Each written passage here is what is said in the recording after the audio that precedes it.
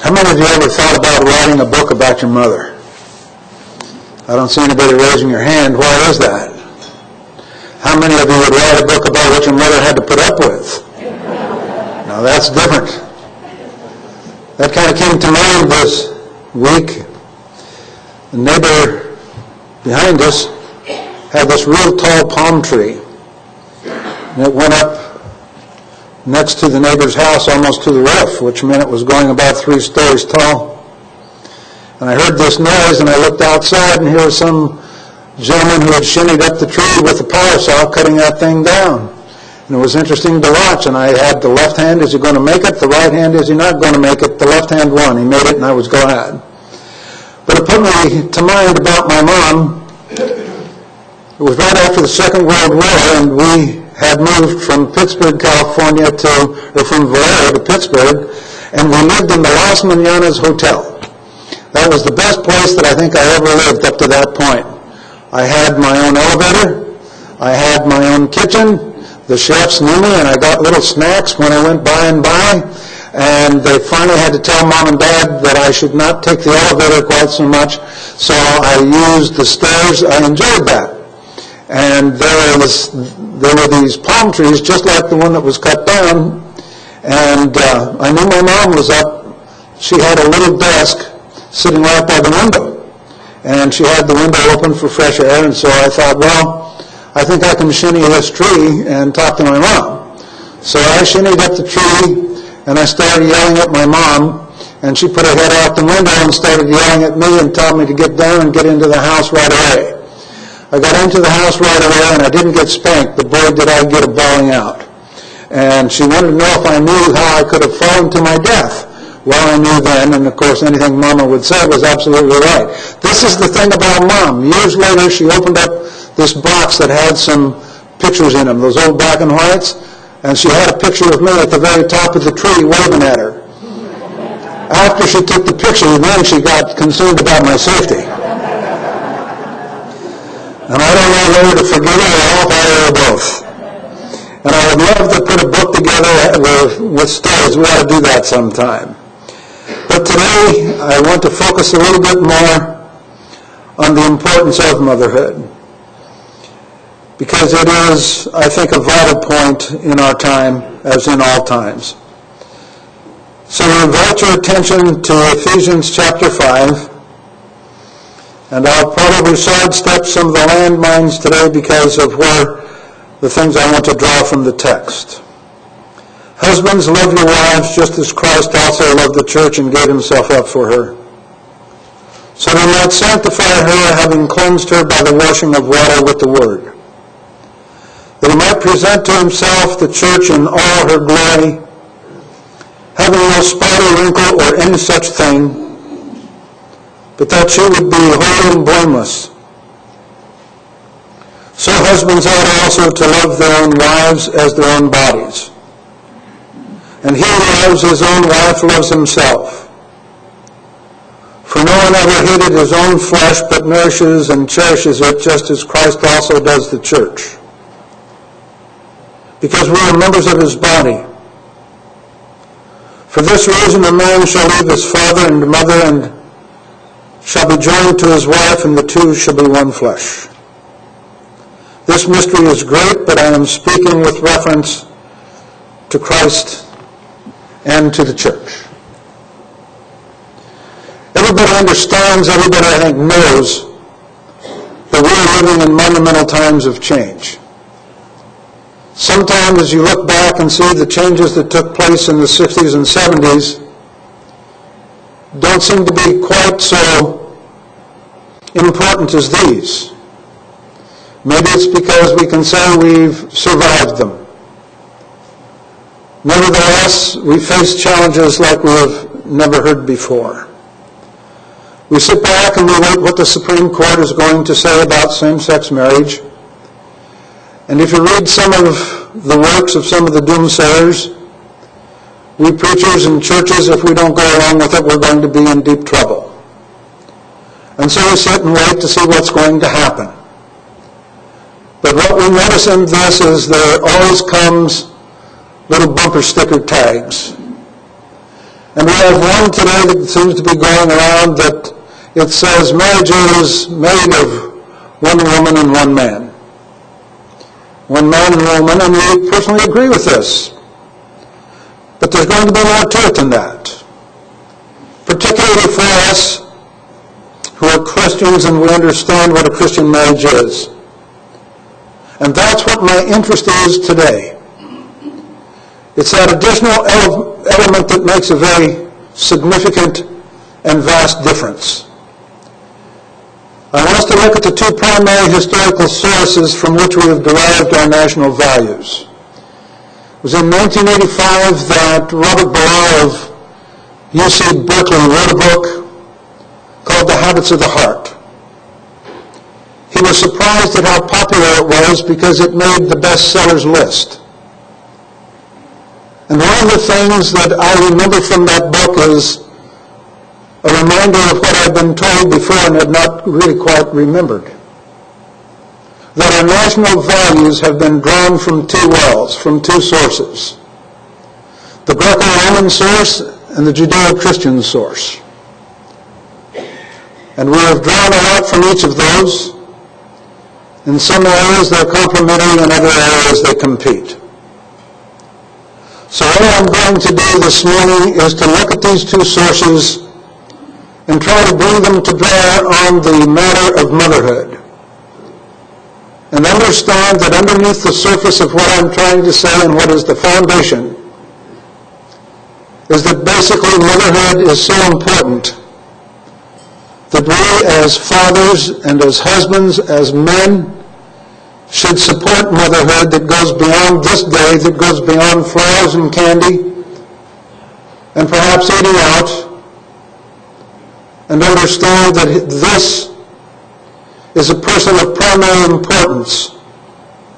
She needs our support, she needs our prayers, and this is our responsibility as men, and this is our responsibility as Christians. We need to keep in mind, as we often refer to up here, at least the passage in Hebrews and in Romans, where we are to encourage one another to love and to good deeds, where we are to rejoice with those who rejoice and weep with those who weep.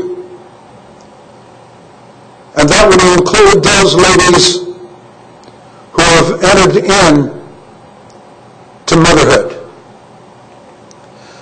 So we're going to look at the classical man.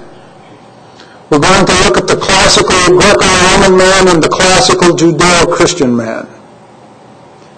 And I want to use these two terms to draw out some very important distinctions. You'll be happy to know two things. One, I looked at this and said, here's a real series here. And two, I didn't give you the whole series in one sermon. I want to look at Ecclesiastes chapter 3. Here, meaning God has made everything appropriate in His time. But He has also set eternity in their heart. Yet so that man will not find out the work which God has done from the beginning even to the end. I think it was St. Augustine who said that there is an empty place in the heart of man that could only be filled by God. And God has placed a sense of eternity in each of us. And the things of time can never satisfy the desires of eternity. And one of the basic principles, one of the basic concepts that drive and direct the Greco-Roman period is that one little word that is referred to as eros, the erotic. And the classical man was governed by eros. It's a passionate and sometimes irrational but always a tyrannical love and desire for its object of love. It is a general love for the world that seeks satisfaction wherever it can be found. And it seeks to find in others the fulfillment of its own life's hunger.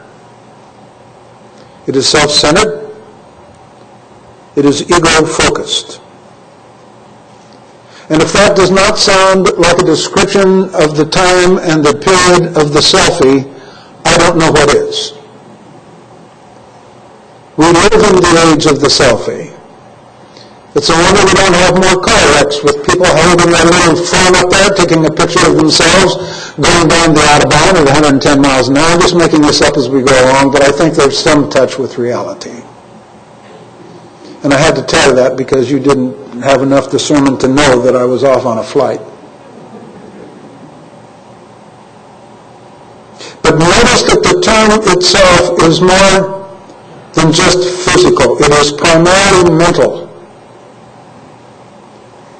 And it views itself as the only object in reality that is worth anything. Everything and everyone else has a value only to the extent that it helps satisfy the selfie.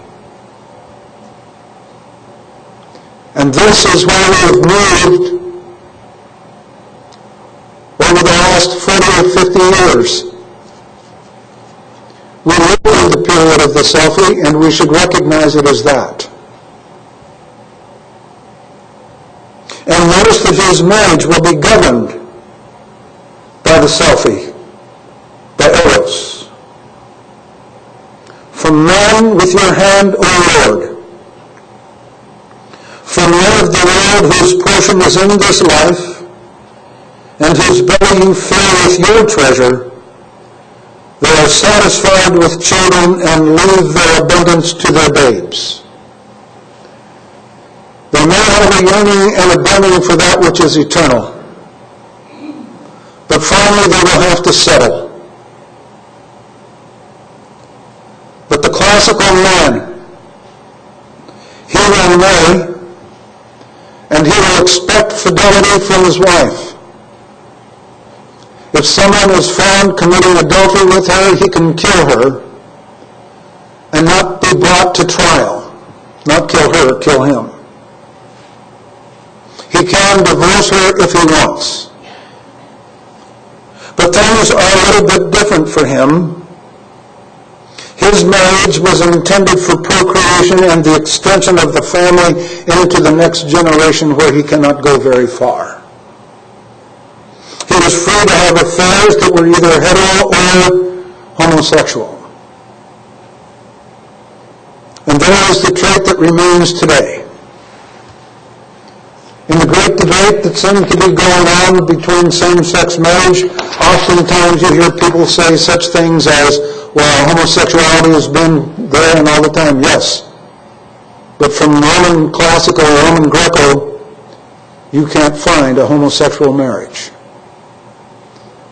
Not as the standard. Nero married one of his servants, Sporos. But that was considered an aberration. And Suetonius and some of the others are not really very complimentary. So even in his homosexuality and in his heterosexual escapades, these things would be acceptable if and only if he followed the social rules for such activities. And the wife was not afforded the same freedoms. She was responsible for maintaining the integrity of the family and the family line. I never really liked the story of Bambi because Dad wasn't around when everything got tough for Bambi and his mom. So that's not my favorite story. I'm glad that you agree with me.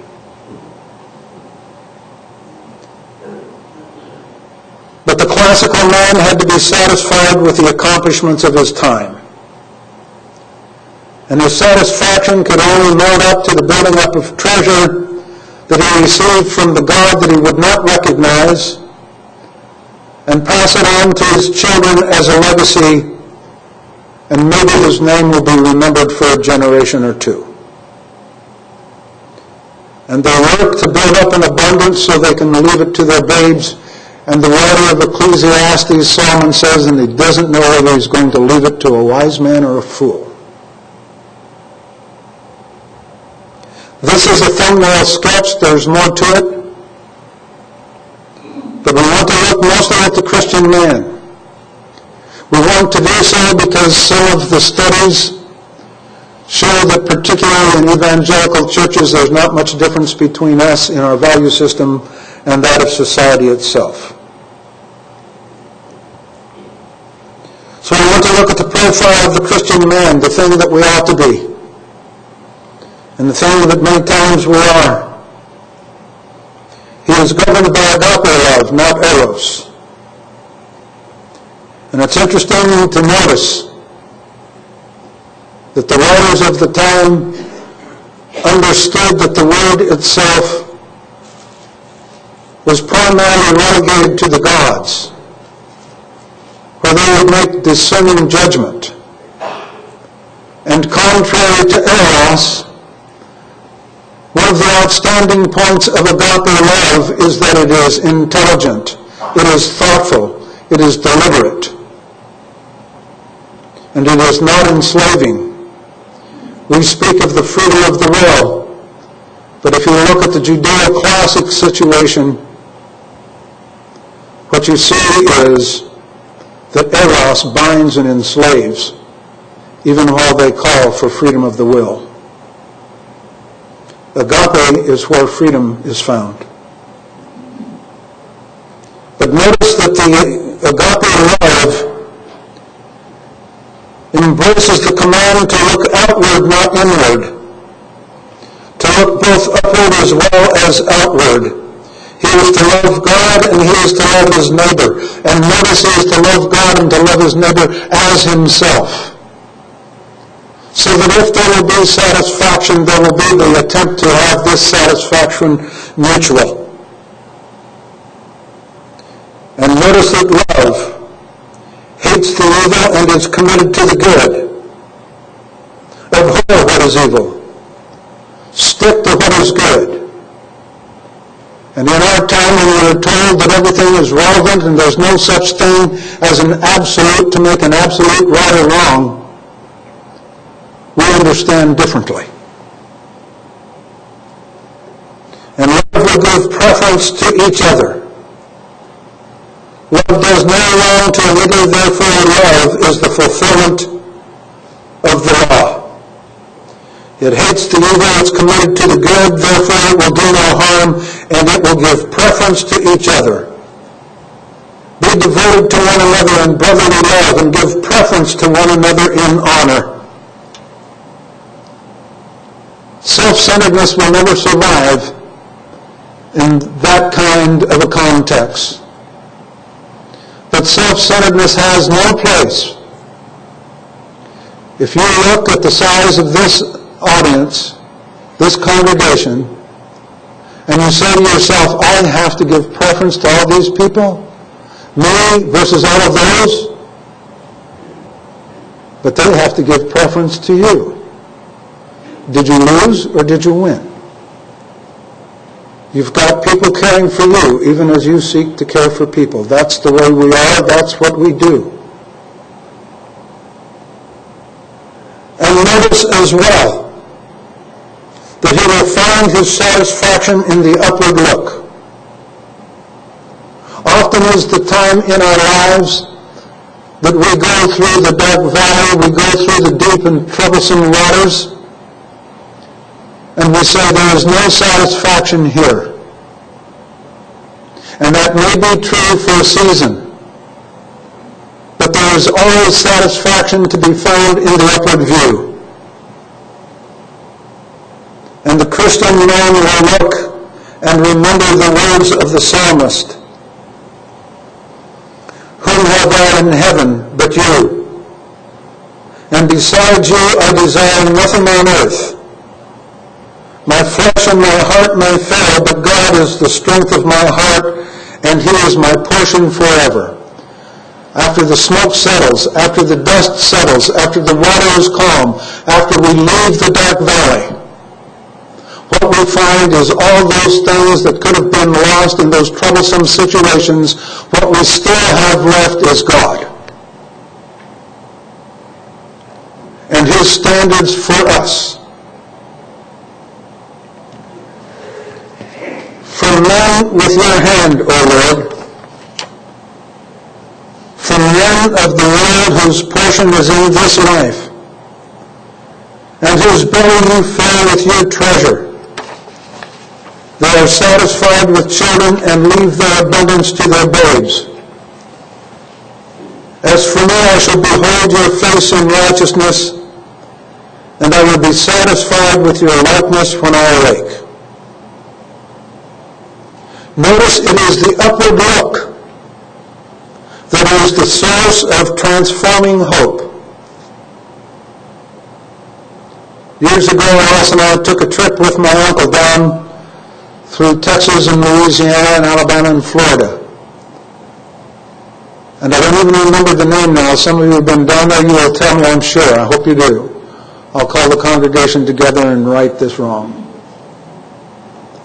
But there was a very wealthy man who died, and he had this huge tower, I think, built right over his grave. So all of us come and take a look at the tower and say, wow, right here is where he was buried, and who is this guy anyway?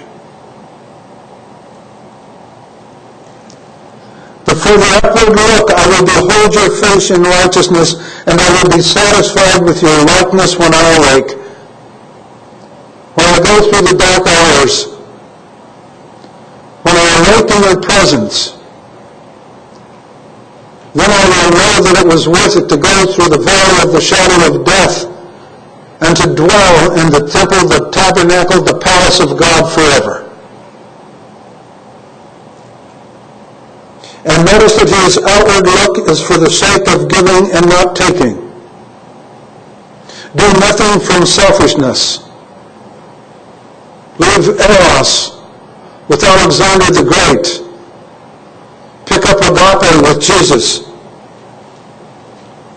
And do nothing from selfishness or empty conceit, but with humility of mind, regard one another as more important than yourselves, and do not merely look out for your own personal interests, but also for the interests of others. This is the attitude that a man should take going into marriage. This is the attitude that a man should continue to develop in his own soul through the married days. And this is the profile that should be encouraged for our children and for our grandchildren and from other people who could be within our sphere of influence. For the Christian man, his marriage is governed by agape love. For this reason, a man shall leave his father and mother and shall be joined to his wife, and the two shall become one flesh. And we will point out in passing that in most of the times when the term man is used here, Paul selects the one that places the emphasis upon gender, male and female. Only once does he refer to the term man that can also speak of humanity. Notice that the bond is initiated. There shall be a departure from one's family, an arrival into a family that is yet to be constructed. And the two become united together. They are one, and they remain this way. They are one as man and woman. They are one as husband and wife. They are one as father and mother. They are one as grandparents and great-grandparents. And they are one in existence in terms of values, purpose, actions, and the common good. If we were to look at our society today, and Robert Ballard is dead now, but from what I can remember that one book, he would basically say that a stable family is one of the foundations for the common good of a nation. And notice that that bond is sustained. Husbands, literally men, love your literally women, just as Christ also loved the church and gave himself up for her. Husbands, this is not a suggestion, this is a command. Continue to love your wives, and to what extent? To the same extent that Jesus loved the church. what did Jesus do for the church? Oh, nothing except die on the cross. And we are called upon to love our lives deliberately and sacrificially and also beneficially, so that he might sanctify her, having cleansed her by the washing of water with the word, that he might present to himself the church in all of her glory, having no spot or wrinkle or any such thing, but that she would be holy and blameless. Those are fantastic standards to say that I, Don Furrow, when I said I do, as a Christian man, I am called upon to treat my wife as Jesus treated the church, and as he treats the church. And for every man who has ever named Jesus Christ as Lord and Savior, it is incumbent upon him as well. Years ago when I was teaching at the community college, some of the most outspoken ones came from the sociology department. And I went over to the bookstore to see if some of my books had come in, and all of a sudden I was jumped on by two of the ladies who were there, and they said, "How can you teach philosophy and ethics and be a Baptist minister?" You know how that goes. You know how they can put a derogatory sound on Baptist. How can you, Baptist of all things, how can you be a Baptist? Well, it really isn't hard. I've been doing it for a long time. It's just as like breathing. And they jumped on me for holding to that old patriarchal system. And I knew a little bit of what they were going through in terms of their marriage, and I finally said, you know what? You ought to read the book of Ephesians. And you ought to take a look where Paul says, you husbands, love your wives as Christ loved the church. And you should stop and think about what Jesus has done for his church. And I would venture that if you had husbands like that, we wouldn't be having this conversation. And you know, we never did again. And then we actually started coming to the Baptist church.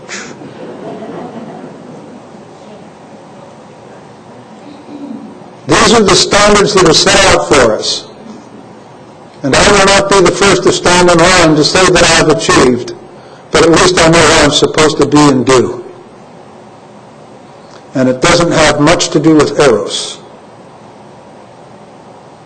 Not only to be so committed deliberately and sacrificially and also benevolently, that is a marital bond that should not be broken. And that marital bond includes a proper self-interest. So husbands ought also to love their own wives as their own bodies. He who loves his own wife loves himself. For no one ever hated his own flesh, but nourishes and cherishes it, just as Christ also does the church. The husband is duty-bound to love his wife as he loves himself. We've gone through a time when those who are in the counseling field say, you can't love another until you learn to love yourself. Well, that could take a lifetime. How would you like to be with somebody who's a slow learner? I'll hang with you, honey, because I think now you know how to spell love. But I'm not too sure I've got enough years in my life to wait for you until you can love me as you love yourself. You're so busy trying to fill out what it is to love yourself, I don't think I have enough years left in my life. Notice that because the two have become one, to love the other is to love the self. C.S. Lewis in The Four Loves basically said, friendship stands side by side and they look each other with a sideward glance. But people who are in true love stand face to face and they look each other in the eye. And that's what we're supposed to do with our spouses. Because the two have become one, to love the other is to love the self, and failure to love the other is failure to love the self properly. There's a sense of good health here that we should not overlook. For to do so is to follow Christ's example, and that example stands as a witness to Christ's life-giving and life-changing power. For this reason, a man shall leave his father and mother and shall be joined to his wife, and the two shall become one flesh. And this mystery is great, but I'm speaking with reference to Christ and the church. husbands and wives, we need to understand that our marriage is to reflect Jesus Christ and the church. We can go about handing out Bibles. We can go about speaking of the four spiritual laws, the Roman road, whatever the system is. But we should not overlook the fact that our marriage represents Christ in the church. And how is it that we could call ourselves Christian if there is no commitment to that? Her children rise up and bless her. Her husband also, and he praises her, saying, "Many daughters have done nobly, but you excel them all." In the end, we want Christian fathers who will be an example to their children and their grandchildren and to others who come into their lives. And we want them to recognize the mother of his children for her nobility.